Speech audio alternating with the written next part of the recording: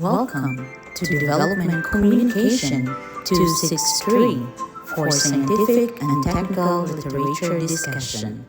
Welcome everyone to Development Communication 263. My name is Raquel Dayan Ashman, and I will discuss to you tonight the scientific and technical literature. Welcome Ms. Vanessa Pamisaran and Ms. Lauren Jean Mondonido Inot.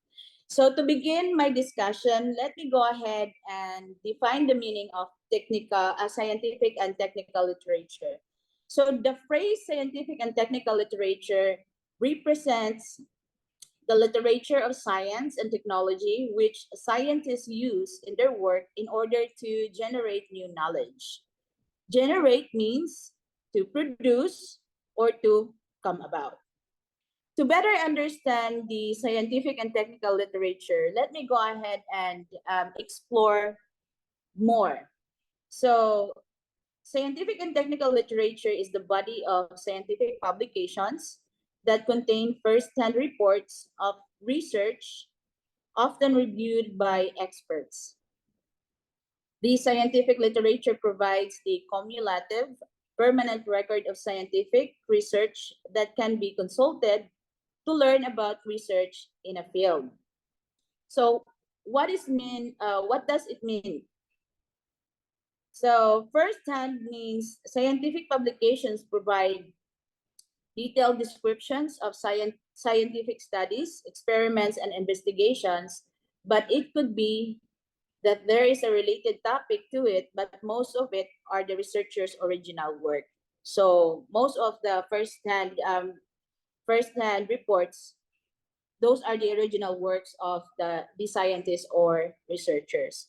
So when you say cumulative and permanent record of scientific research, this means that over time, as more research is conducted and documented, the scientific literature accumulates a vast repository of knowledge. So it's it is accumulating knowledge. So the past research will be added more information to it. And also, it is considered permanent because once scientific literature is published, scientific literature is typically preserved for future references. So once it's published already, you cannot undo the article or the literature. What happens is that other researchers and other scientists will just add additional information to the previous scientific literature. Okay, any question? None for me so far. All right, so let's go ahead and move on. So who produces and where can we find scientific literature? So this is very common and very basic. Scientific literature can be found in variety of written works that are created as a result of human research or investigation. So that is according to Zimmer 2023. Of course, if we're looking for scientific literature, it is available on academic papers, abstracts, scientific reviews, scientific health journals, scientific articles, and lastly, conference proceedings. So we can find tons of scientific literature on those publications. So next, we have here the example of scientific and technical literature. Okay, so as you can see here, the examples have an abstract, and of course, some, not all of it, they also include keywords. So those keywords, we can use it so that we can find another related topics to the research study that we are trying to discover. And then also, what is the main goal of scientific and technical literature. So in order for us to understand what's the point of scientific and technical literature, so is it just because scientists and researchers are required to do it? So we need to figure it out. Scientific papers are for sharing your own original research work with other scientists or for reviewing the research conducted by others. As such, they are critical to the evolution of modern science, in which the work of the scientist builds upon that of others. To reach their goal, papers must aim to inform, not to impress. They must be highly readable, that meaning to say it is clear, accurate, and concise. They are more likely to be cited by other scientists if they are helpful rather than cryptic or self-centered.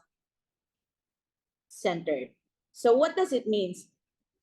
So let us remember that we need to make our own works more readable and relatable to average readers and non-experts. So non-experts like me, sometimes it's just really hard to understand. No matter if even if you are a bookworm person, if you don't have uh, the uh, the background of the terminologies that you are reading, it's just really hard to understand.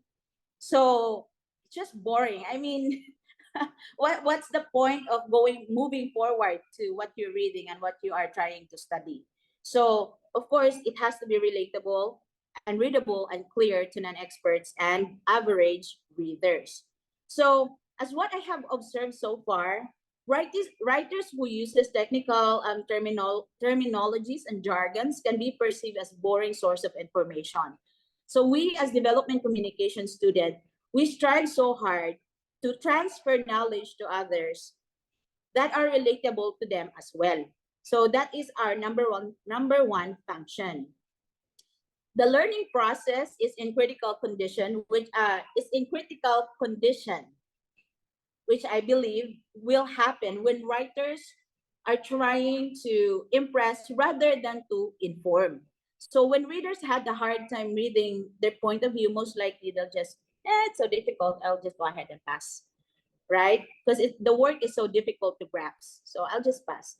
Another thing is that when we produce our works, it is important that we are clear, because science is never ending and the future researchers will use your work as references, right?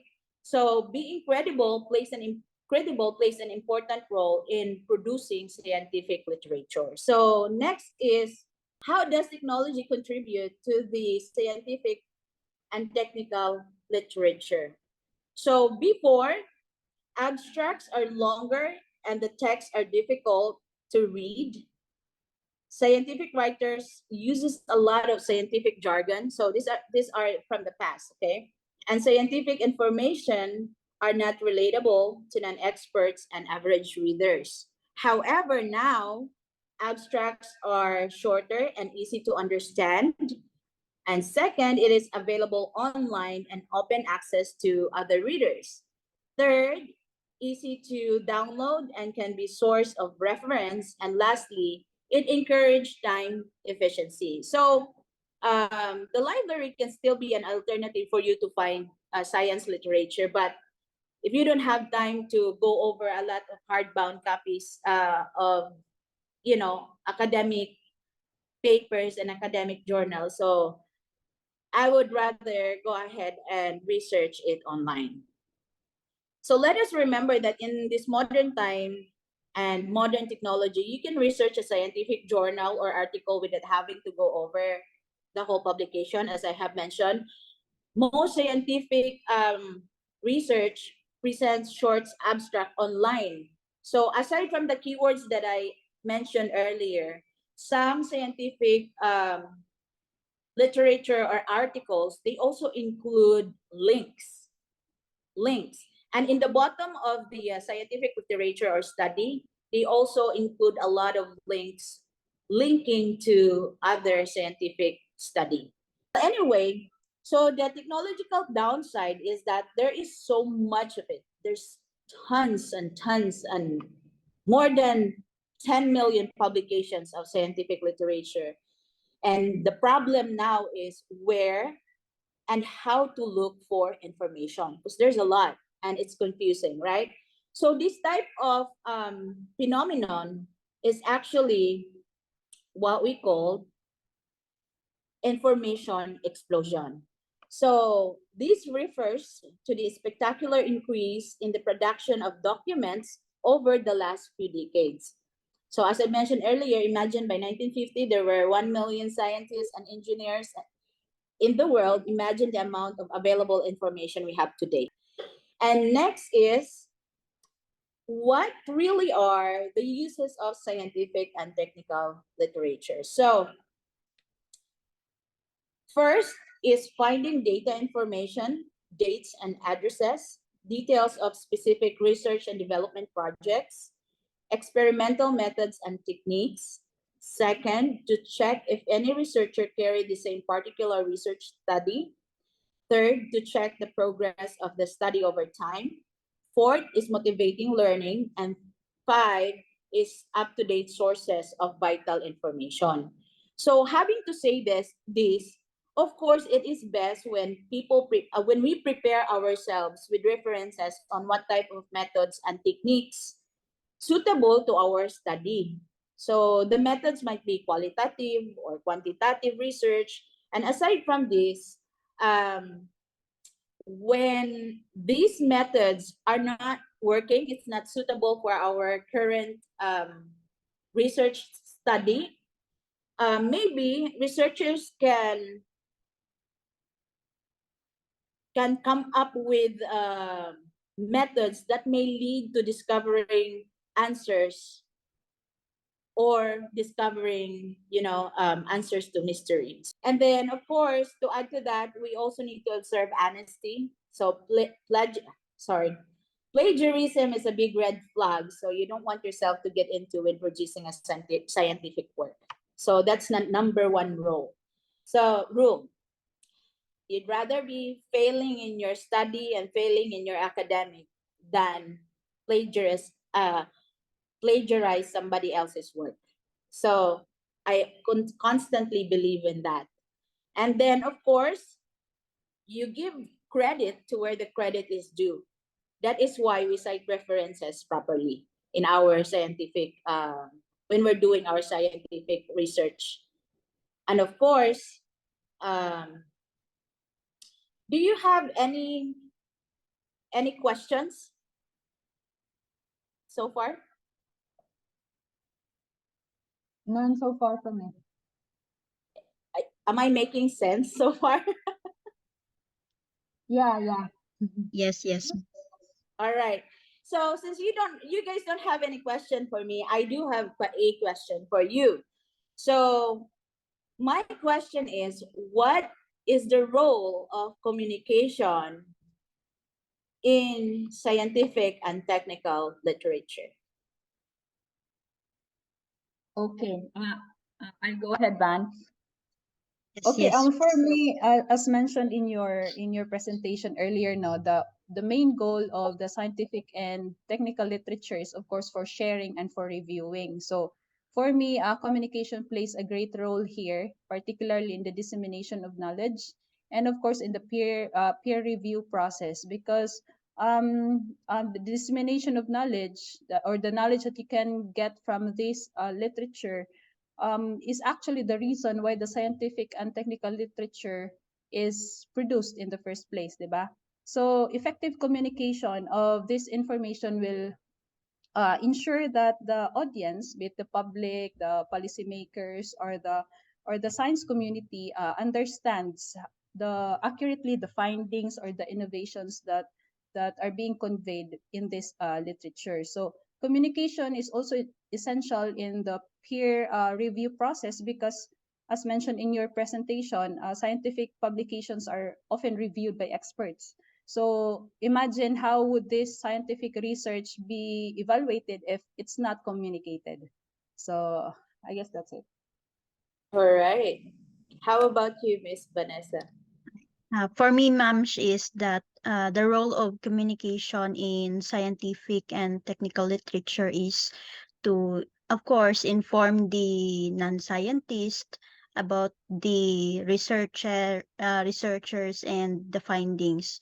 It also helps in raising awareness of the discoveries, and it also helps inducing the behaviors of the people when it comes to nature preservation and climate change. So in short, this helps engage with various groups to address social or societal problems. All right, so perfect. Thank you so much.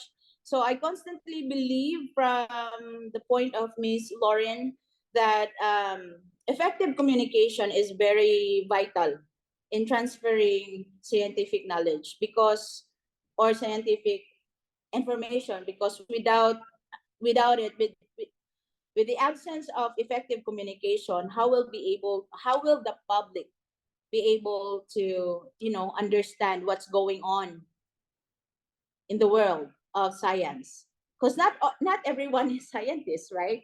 So effective communication is very vital. And of course for Miss Vanessa, she mentioned that it helped contribute to the increase of the level of awareness, the public's